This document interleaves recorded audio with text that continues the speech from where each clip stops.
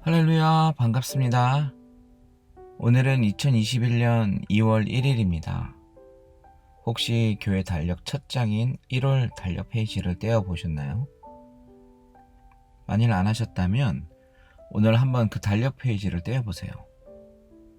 1월의 말씀은 순종에 관한 말씀이었는데 2월의 말씀은 인내에 관한 말씀이 나오더라고요. 우리가 매일 불확실성의 시대에 살고 있는데 그 가운데 1월의 말씀처럼 말씀에 순종하는 우리의 모습으로 우리가 나아가기로 결단했다면 2월은 어쩌면 우리에게 인내의 시간이 주어질지도 모른다는 생각을 하게 되었습니다.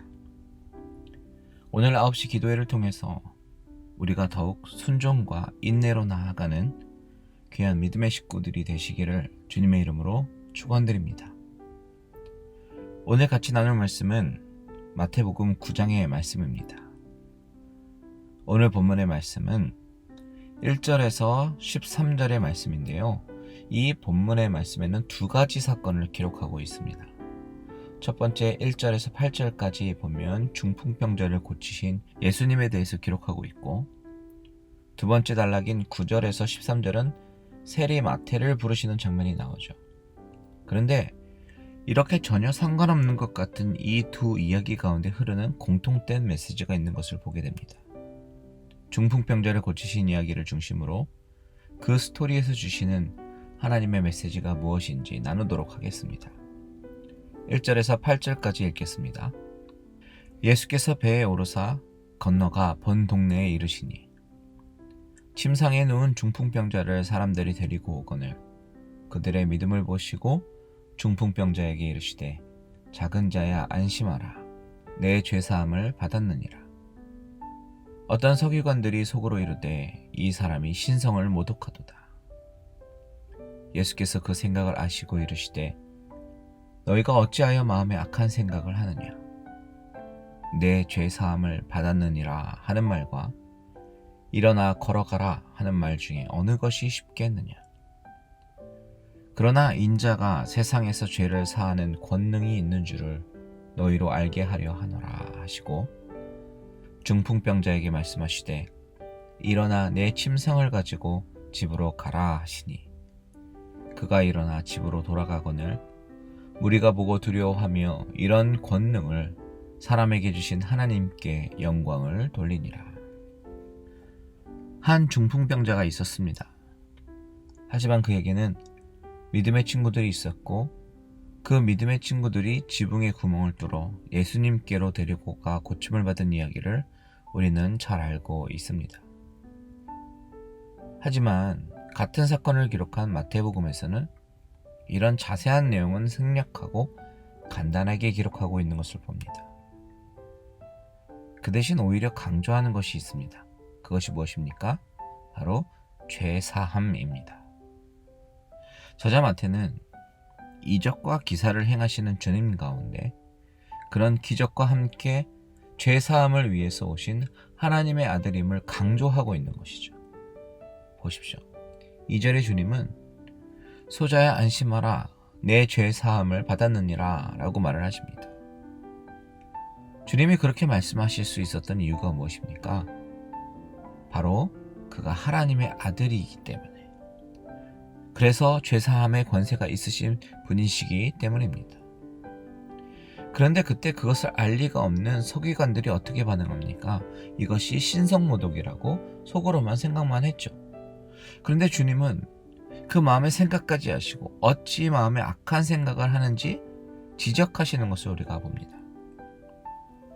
여러분, 이 기사를 보면서 우리가 예수를 믿으면 병고침을 받을 수 있다, 이렇게만 접근하게 되면 질병의 문제만을 볼 뿐 죄의 문제는 보지 못하게 됩니다.